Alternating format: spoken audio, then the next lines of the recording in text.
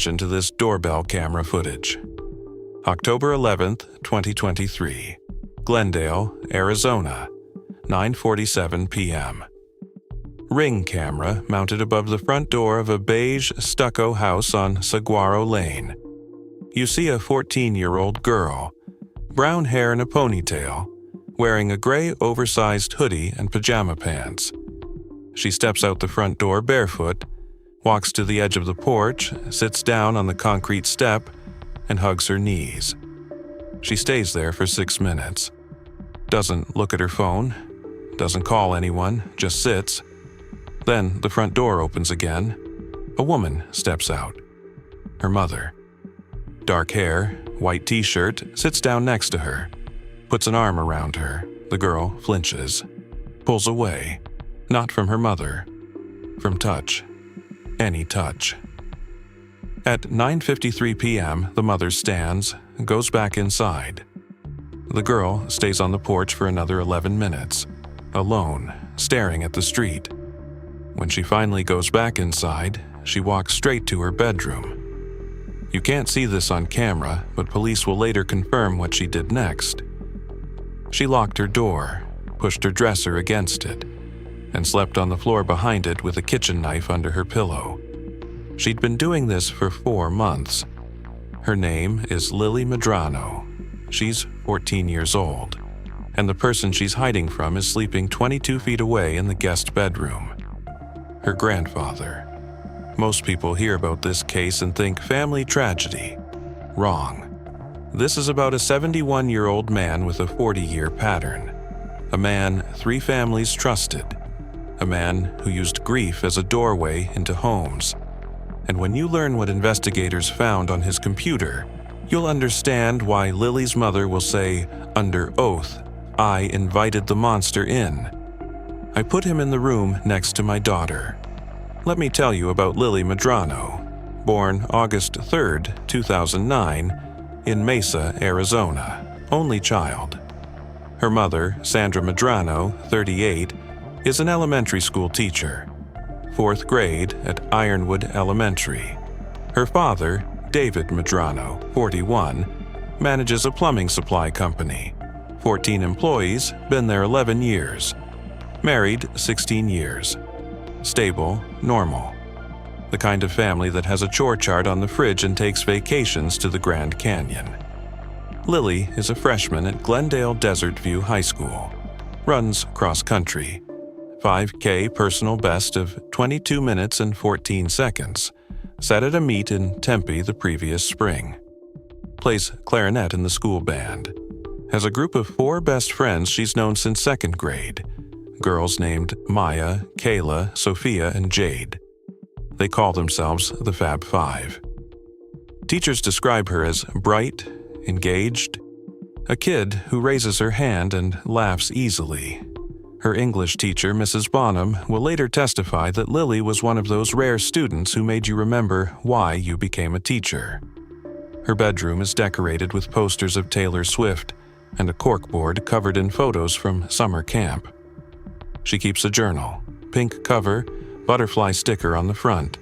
Writes in it every night before bed.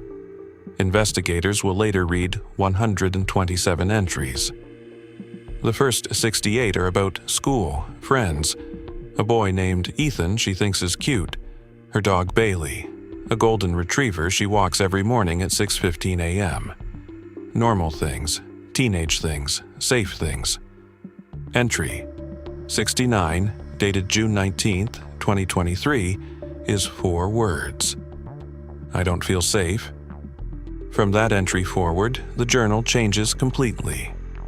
Lily stops writing about friends, stops mentioning Ethan, stops mentioning school. Every entry becomes shorter, darker, more afraid. Entry 78, July 12th, 2023.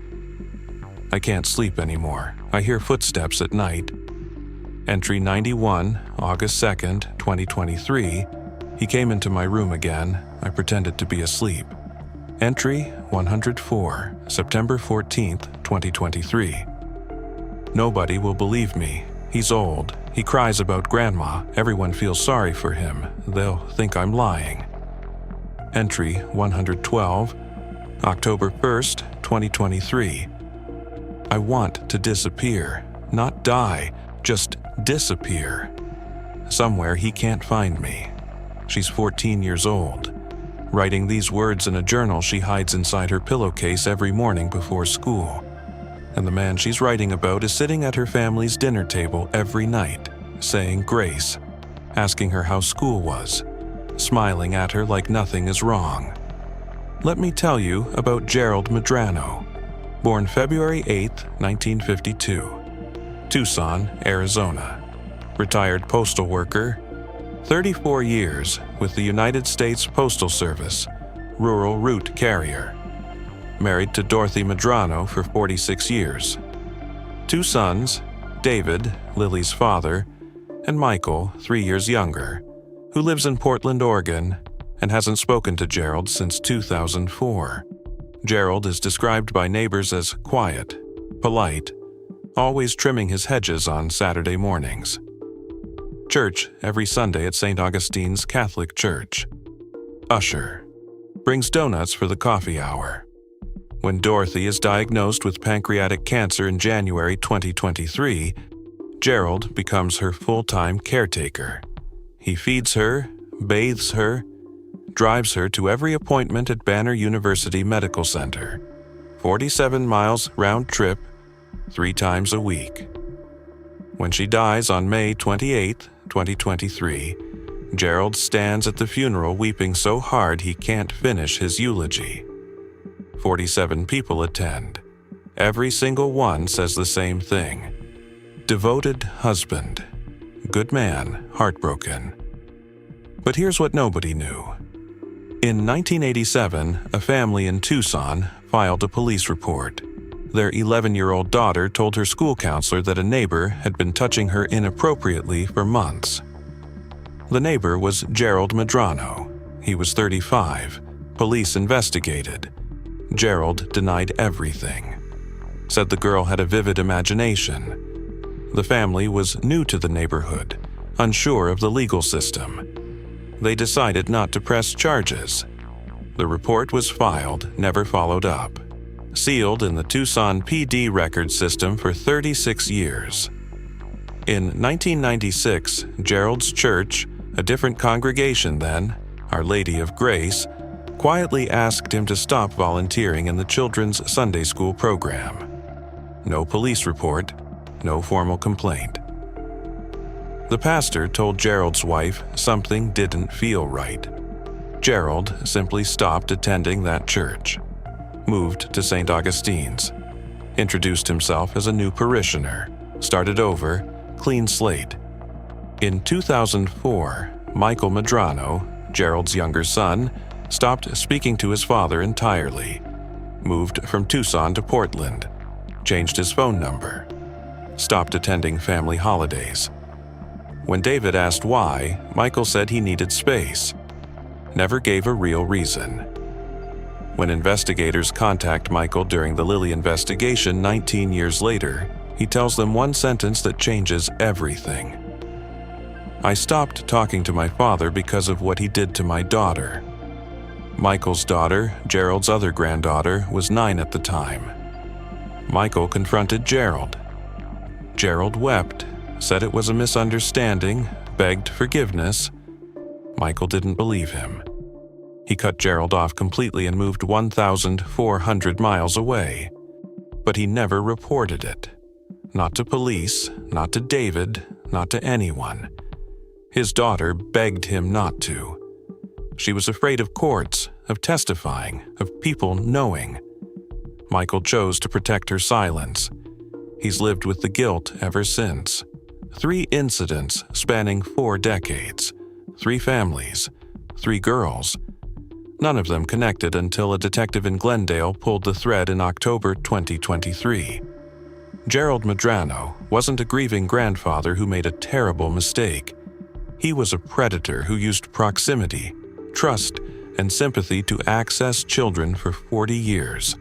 And every time someone chose silence, he got another chance. May 28, 2023. Dorothy dies.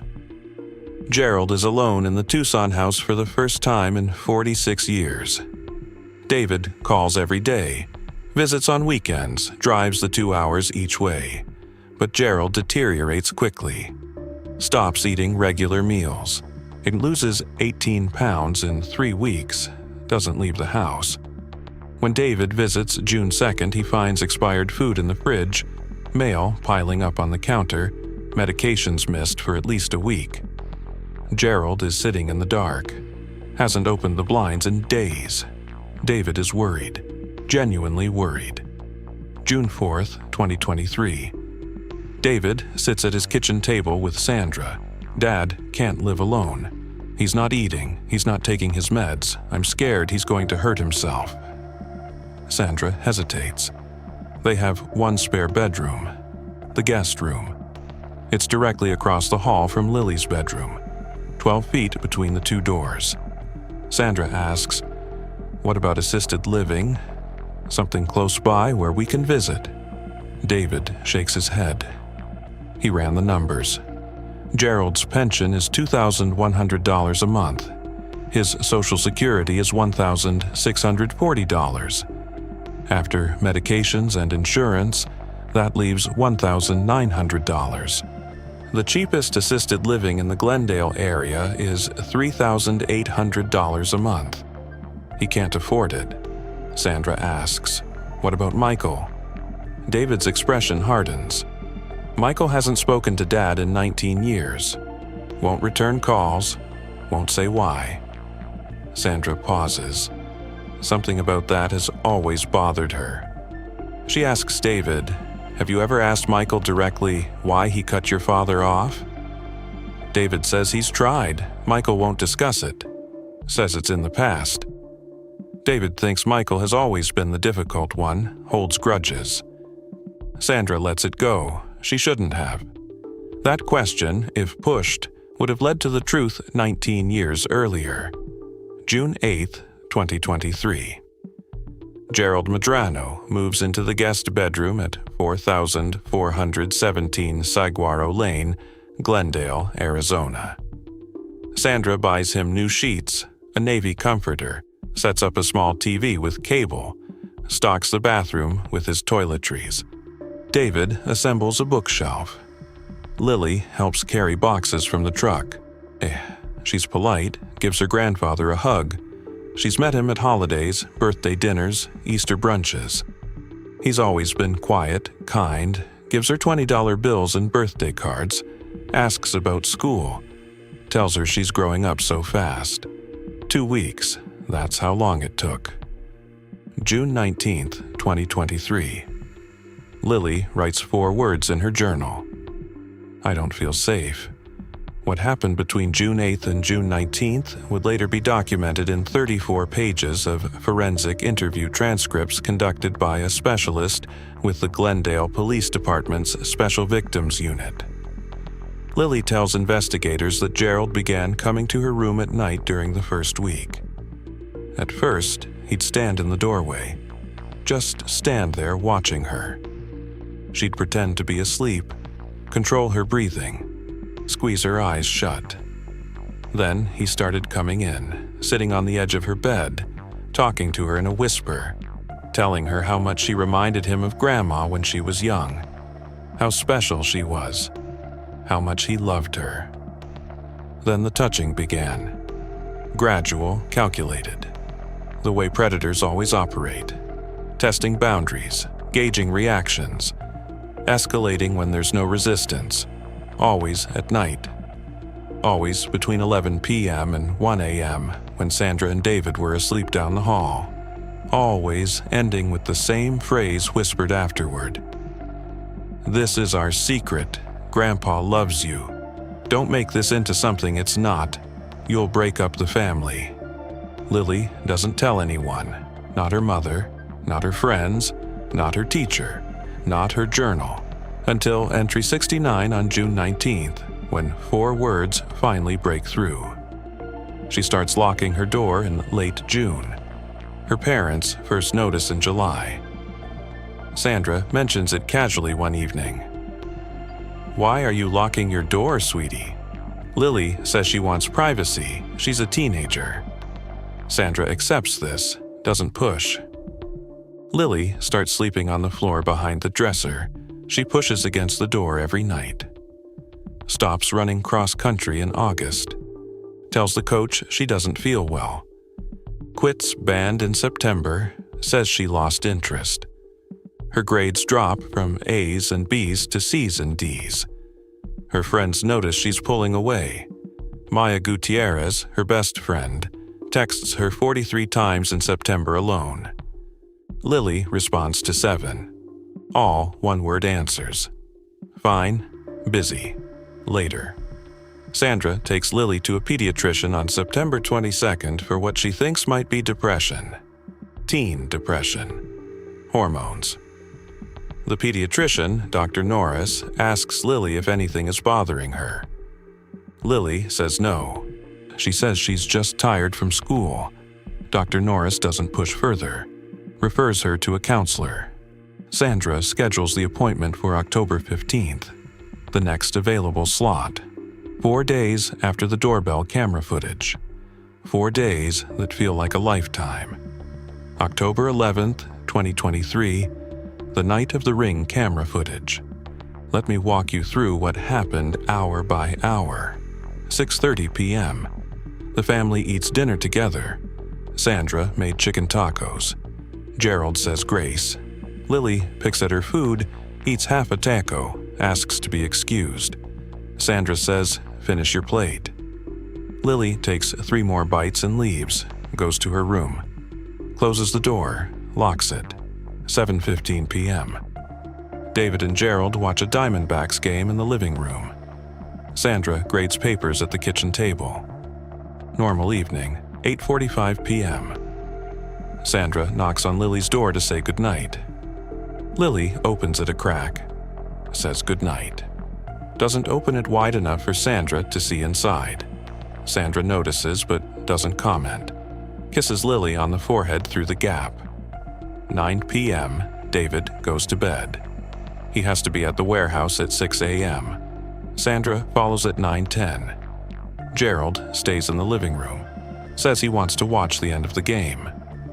9:12 p.m. Lily is in her bedroom. Door locked, dresser pushed against it. She's sitting on her bed in the dark, listening. She hears the TV turn off. Hears Gerald's footsteps on the tile floor in the hallway. His room is across the hall. She hears his door open, then close, then open again. Footsteps approach her door. His hand tries her doorknob, locked. He tries again, rattles it slightly, then he whispers through the door, "Lily, you awake?" She doesn't answer, doesn't breathe. He stands there for what she later estimates as 2 minutes. Then the footsteps retreat. His door closes. Lily waits 20 minutes to be sure. At 9:32 p.m., she moves the dresser as quietly as she can, unlocks her door, and goes downstairs. She doesn't want to be in that hallway, doesn't want to be near that door. At 9:47 p.m., she steps onto the front porch, sits on the concrete step, hugs her knees. The Ring camera activates on motion and records her. A 14-year-old girl who can't feel safe in her own bedroom, sitting outside her own house at night because outside, in the dark, on a concrete step, barefoot in October, feels safer than inside. Sandra comes out at 9:53 p.m. She saw the motion alert on her phone. Sits next to Lily, puts an arm around her. Lily flinches, hard, pulls away. Sandra later testifies that this flinch is the moment she knew something was deeply wrong. Not depression, not teenage attitude, not a phase, something else. A recoil from contact that was involuntary, physical, deep, but she doesn't push. Not that night. She asks, "Honey, are you okay?" Lily says, "I'm fine, Mom, I just wanted air." Sandra goes back inside, tells David she's worried about Lily, really worried. David, half asleep, says she's adjusting. Lot of change, new school year, Grandpa being here, she'll be fine. Sandra lies awake until midnight. She doesn't know that 22 feet away, through 2 walls, a 71-year-old man is also awake. October 14th, 2023, Saturday. The appointment Sandra made with the counselor. 2 p.m. Sandra drives Lily to the office of Dr. Priya Rao, a licensed child psychologist at Southwest Behavioral Health on West Glendale Avenue. Lily doesn't want to go. Sits in the car for 3 minutes before walking in. In the office, Lily doesn't speak for the first 15 minutes. Dr. Rao waits, doesn't push. Sits in a chair across from Lily and lets the silence work. Then Lily says, "If I tell you something, do you have to tell my parents?" Dr. Rao explains mandatory reporting carefully. "If someone is hurting you or you're in danger, I'm required by law to report it. I want you to know that before you say anything." Lily goes quiet again, looks at the floor. 2 minutes pass. Then my grandfather touches me at night. He lives in our house. He comes to my room. He started in June. It's been happening since June. Dr. Rao maintains composure. She asks, "Can you tell me more?" Over the next 40 minutes, Lily describes what Gerald did. She is specific, detailed. Dr. Rao later tells investigators she has conducted over 300 forensic interviews with children. Lily's account was among the most consistent and credible she'd ever heard. Dr. Rao follows protocol precisely. Contacts Glendale Police Department at 3:17 p.m. Contacts Child Protective Services at 3:24 p.m. Calls Sandra at 3:31 p.m. At 3:47 p.m. on October 14th, Sandra Medrano receives a phone call that destroys her world. She drives to the therapist's office doing 55 in a 35 zone, runs 2 stop signs. When she arrives, Lily is sitting in a chair in Dr. Rao's office, arms wrapped around herself, not crying. Beyond crying. Sandra drops to her knees in front of her daughter. "I'm sorry. I'm so sorry. I didn't know." Lily looks at her mother. Her voice is flat. "I tried to tell you, Mom. I locked my door every night." Glendale Police dispatched Detective Maria Castillo from the Special Victims Unit. 14 years on the force, 9 in SVU. She arrives at the therapist's office at 4:30 p.m. Lily agrees to a formal forensic interview. Over the next 2 hours and 14 minutes, Lily describes what Gerald did in clinical, chronological detail. 17 separate incidents between June 19th and October 11th, 2023, 4 months, in the bedroom across the hall from her parents, while her mother and father slept 30 feet away, 5:15 p.m. Detective Castillo calls for backup. 2 patrol units dispatched to 4417 Saguaro Lane.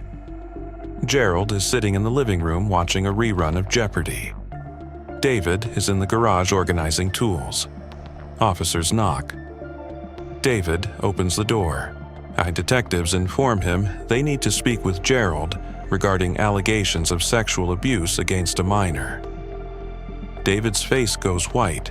He steps backward, looks through the hallway into the living room where his father sits in the recliner. And something clicks. A door that's been locked for 19 years opens. Michael, his brother, Portland. 19 years of silence, no explanation, no visits, no returned calls. Now David understands why. Gerald is calm when officers approach. Pleasant. Cooperative. He stands slowly, adjusts his glasses. He says, "Of course, whatever you need. This is a misunderstanding. I'm sure we can clear this up." He rides to the station without handcuffs. Not under arrest yet. At the station, Gerald sits across from Detective Castillo in interview room 2. He smiles, makes small talk about the weather, asks if he can have coffee. Detective Castillo records everything. Gerald denies any inappropriate contact with Lily for 45 minutes straight.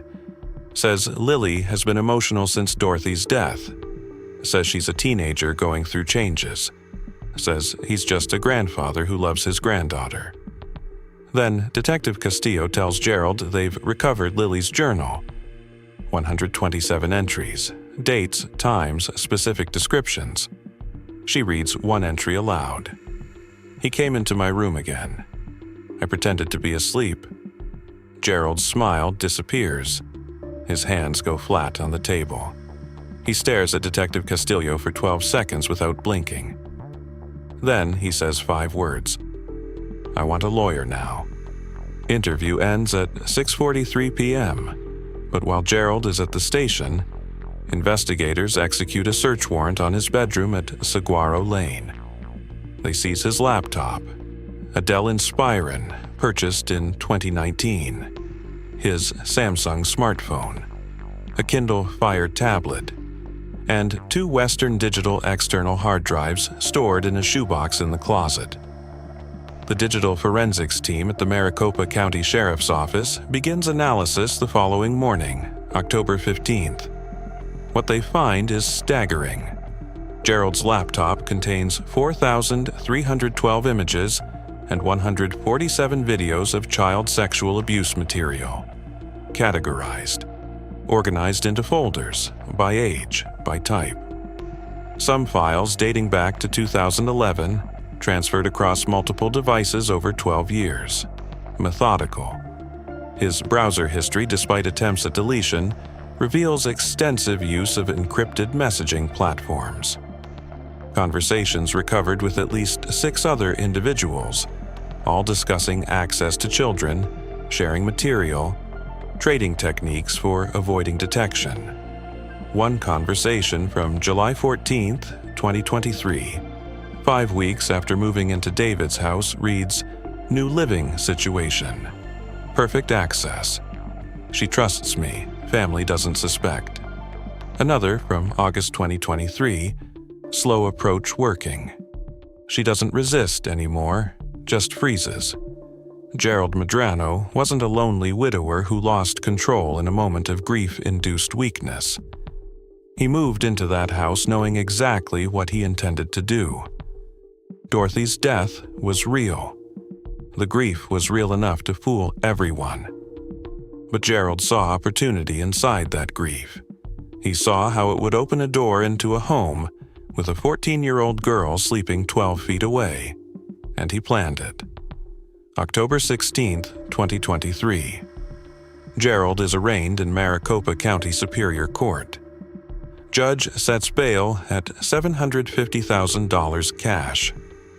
Charges: 17 counts of sexual abuse of a minor under 15, 8 counts of sexual conduct with a minor, possession of child sexual abuse, material totaling 4,312 images and 147 videos, distribution of the same. Gerald cannot post bail. He is held at Maricopa County 4th Avenue Jail, segregated unit. His attorney, public defender Thomas Whitfield, enters a not guilty plea on all counts. November 2023 through March 2024. Pretrial discovery. The prosecution, led by Assistant County Attorney Rachel Donovan, builds a case that is both methodical and devastating. Lily's journal, 127 entries, authenticated by a forensic document examiner. Forensic interview transcripts reviewed by 3 independent child psychologists, all of whom conclude Lily's account is consistent, detailed, and bears none of the hallmarks of fabrication.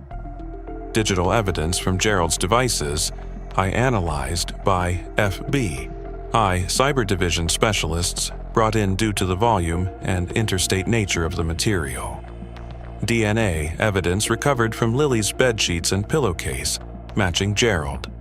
And then the testimony of Michael Medrano.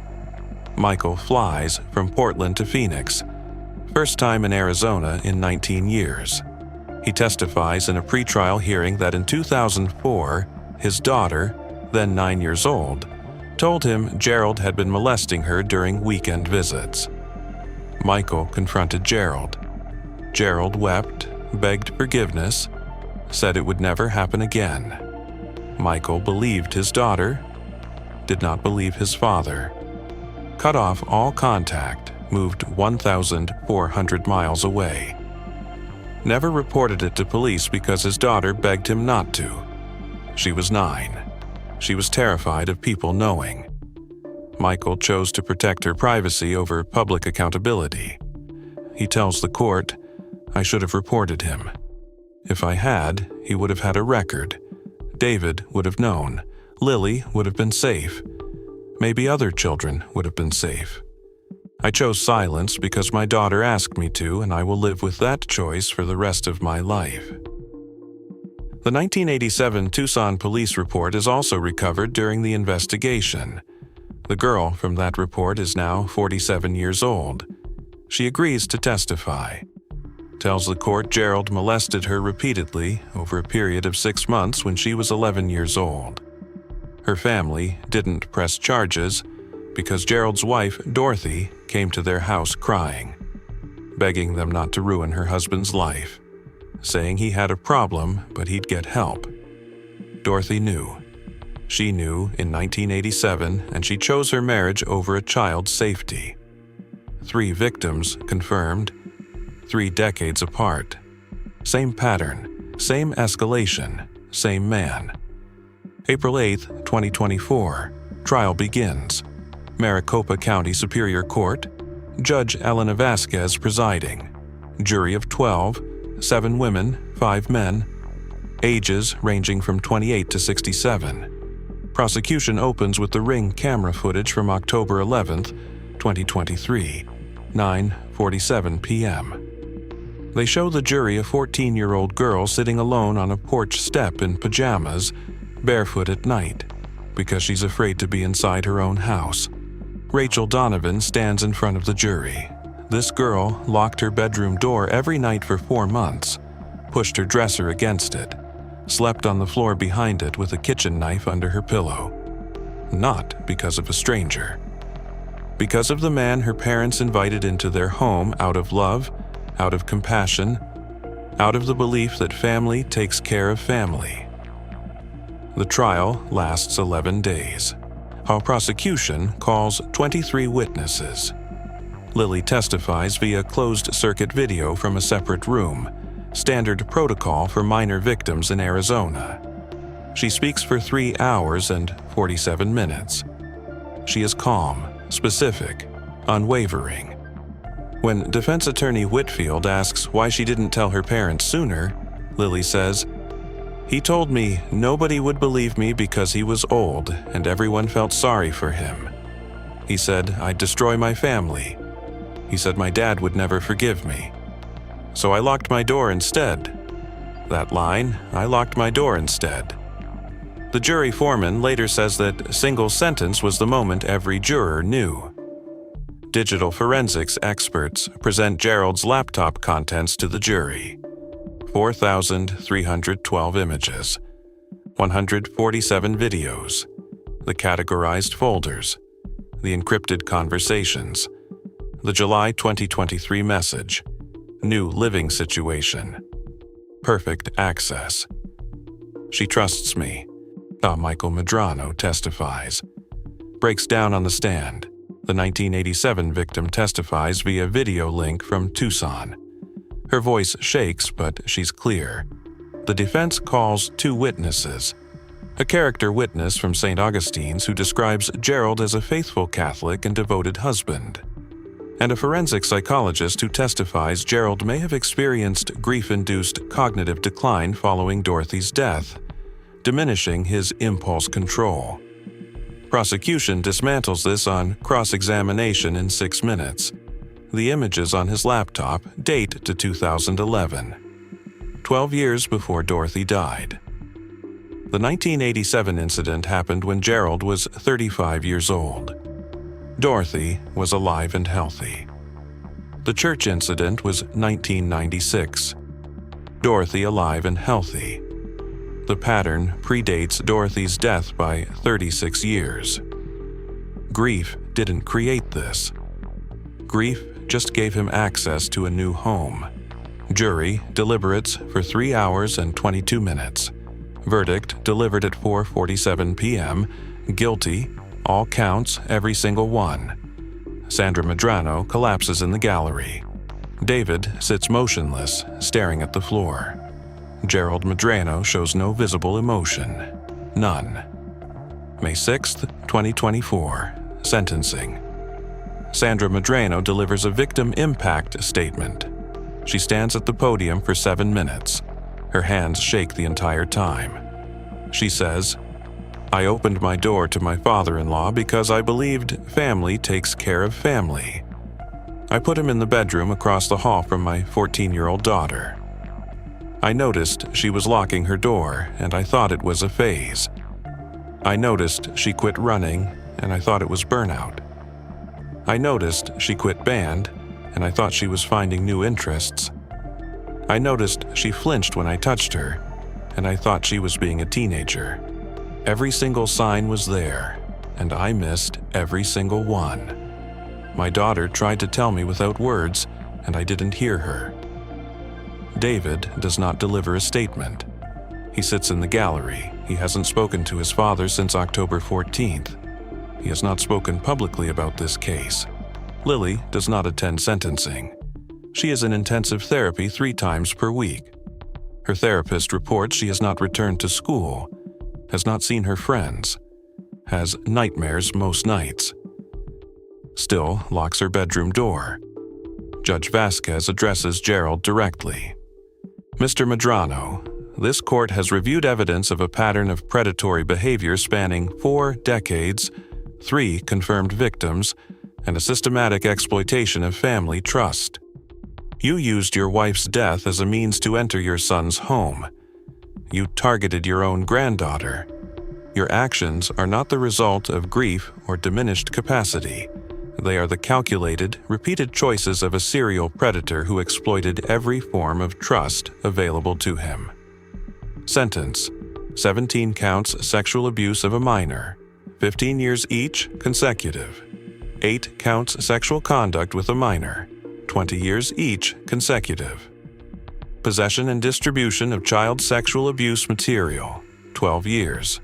Total, 427 years. Arizona Department of Corrections. No possibility of parole.